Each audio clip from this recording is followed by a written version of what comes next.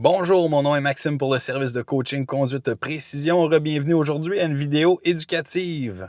Aujourd'hui, j'ai envie de vous parler sur la route des endroits qui sont un peu contre-intuitifs, donc des endroits qui ne semblent pas tout à fait clairs, que vous allez tomber dessus une fois de temps en temps lorsque vous allez circuler en automobile.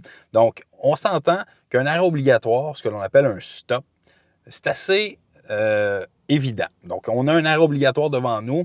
On doit s'arrêter, regarder à qui la priorité et repartir ensuite quand c'est à notre tour. Mais il y a des endroits sur la route qui nous offrent des choses qui sont un peu plus subtiles, un peu plus difficiles à gérer.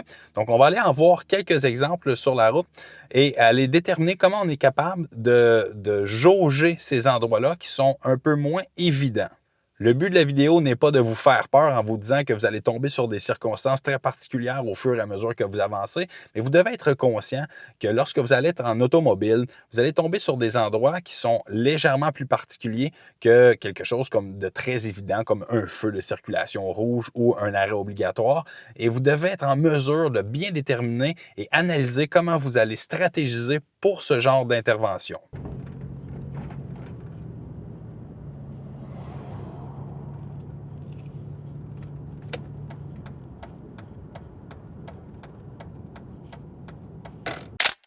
Alors ici, je m'apprête à faire un virage à droite au feu qui est présentement rouge un peu plus loin. Je viens d'une rue qui était à une seule voie très large, donc ce n'est pas un boulevard à deux voies. La difficulté vient du fait qu'il y aura une voie qui est faite exclusivement pour les virages à droite, tel qu'indiqué par le panneau de signalisation qu'il y a juste ici. Donc, c'est important pour moi d'ouvrir le champ visuel de façon très large pour voir ce panneau de signalisation et me déplacer vers la droite pour prendre la voie qui est faite exclusivement pour la manœuvre que je désire faire. Donc, dans le cas où il n'y a pas de ligne au sol, il faut vraiment être à la recherche des panneaux pour déterminer à quel endroit on doit se positionner.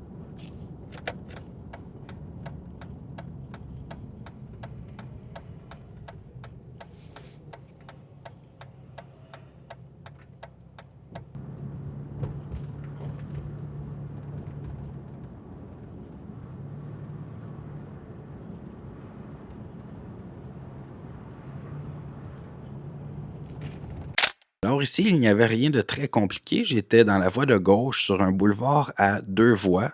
Par contre, les lignes au sol sont complètement effacées.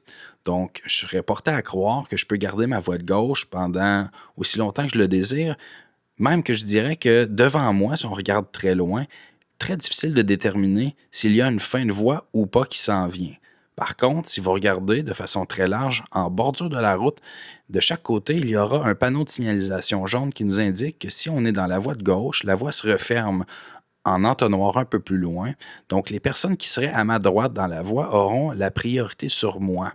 Donc, dès que je m'aperçois qu'il y a des panneaux de circulation qui m'indiquent que la voie de gauche se referme, j'en profite pour faire un changement de voie dans les règles de l'art, miroir, miroir, angle mort, miroir, miroir, angle mort, manœuvre.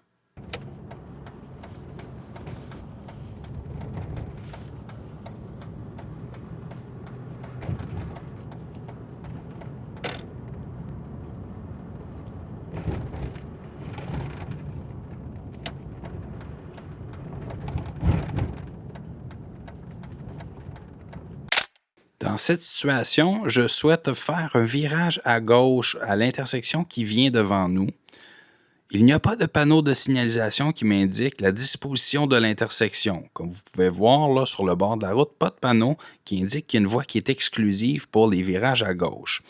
J'ai arrêté la vidéo juste ici pour vous démontrer. Sur ma gauche, dans la fenêtre qui est sur le côté de mon épaule, on voit des bribes de lignes qui restent encore au sol et qui tendent vers la gauche. Donc, ceci est un indice pour moi qu'il y a une voie qui est faite pour les virages.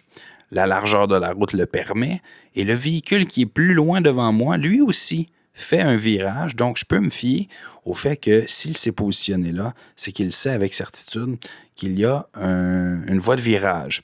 Donc, on ne peut pas se fier à 100% au comportement des autres automobilistes, mais puisque j'ai un peu d'indices sur ma gauche avec une ligne jaune, un véhicule qui fait la même manœuvre que moi qui se positionne à cet endroit-là, et une route qui est suffisamment large pour avoir ce type de voie qui est exclusive au virage, j'en tire les conclusions. Donc, j'observe, j'analyse et je décide à partir de mon observation et de mon analyse quelle est la meilleure solution pour moi? Ici, c'est de se positionner dans une voie de virage à gauche qui n'est pas tout à fait facile à voir au premier coup d'œil.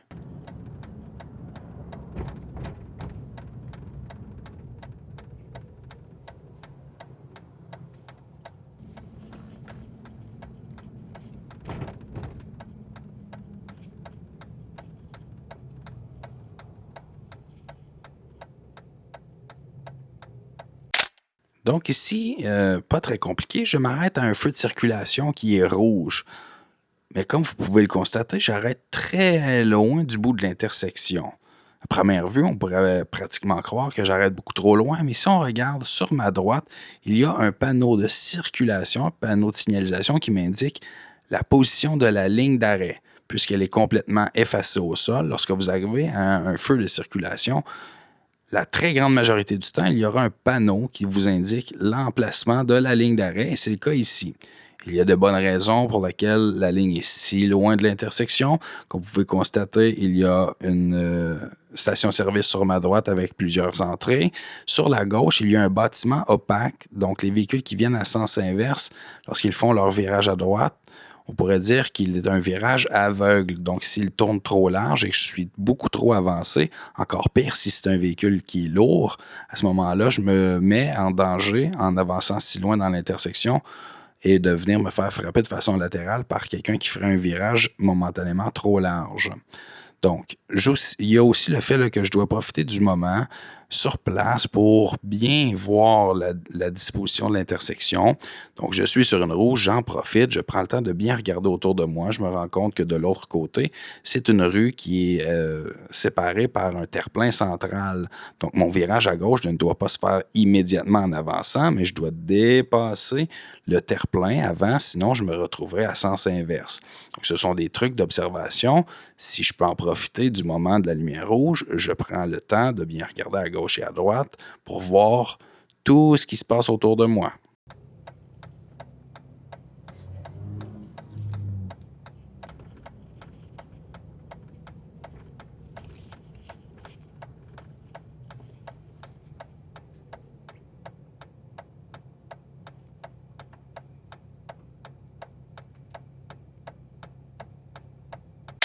Alors ici, on pourrait croire que l'on fait face à un feu rouge dans lequel je veux faire un virage à droite, tout bonnement, tout simplement. Par contre, vous allez voir que je vais prendre la peine d'aller ouvrir le champ visuel très loin à droite et à gauche aussi et me rendre compte qu'il y a un autre feu de circulation tout près de l'intersection à laquelle je me trouve. C'est une information qui me sera très pertinente un peu plus loin. Vous allez voir un mauvais comportement du véhicule devant nous. Donc, il va ouvrir sa portière pour aucune raison apparente. Je ne sais pas pourquoi il le fait, mais en le faisant, ça lui prend beaucoup de temps à décoller. Donc, ça nous prend du temps avant de prendre action lorsque la lumière sera verte à ce moment-là. Et comme j'ai déjà vu qu'il y avait une autre lumière plus loin, je m'attends à ce qu'elle puisse devenir rouge. Et ce serait très payant d'avoir fait l'ouverture de champ visuel telle que je l'ai fait, puisqu'elle va devenir effectivement rouge et vous allez voir, je vais être en mesure de réagir de façon prompte à ce moment-là. Si je n'avais pas pris le temps de bien valider les informations, il aurait été possible que je passe sur une rouge sans même m'en rendre compte.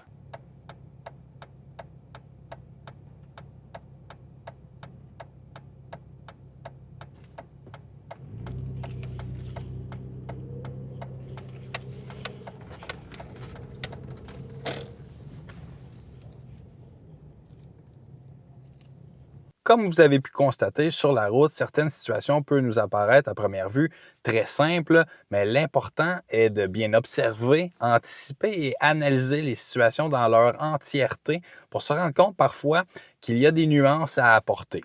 Donc, des fois, c'est des nuances au niveau des panneaux de signalisation, des petites bribes de lignes qui restent sur la route, la position des autres véhicules sur la route et aussi ne pas prendre pour acquis certaines informations en allant chercher de l'information plus loin. Surtout si on en a la chance, par exemple, à un feu rouge, on est complètement arrêté pourquoi pas prendre ce temps et en profiter pour bien observer notre environnement pour être certain de prendre les meilleures décisions au meilleur moment. Donc, si ceci vous a donné un coup de main, si vous avez trouvé une plus-value à cette vidéo, mettez un pouce en l'air, abonnez-vous à la chaîne. Si vous avez besoin de faire de la pratique sur la route, veuillez communiquer avec moi par Messenger. C'est facile de me trouver sur Facebook, c'est Conduite Précision. On va s'arranger un horaire qui nous bénéficie aux deux. Donc, c'était Maxime pour le service de coaching Conduite Précision. Conduite Précision, une conduite précise pour une conduite sécuritaire.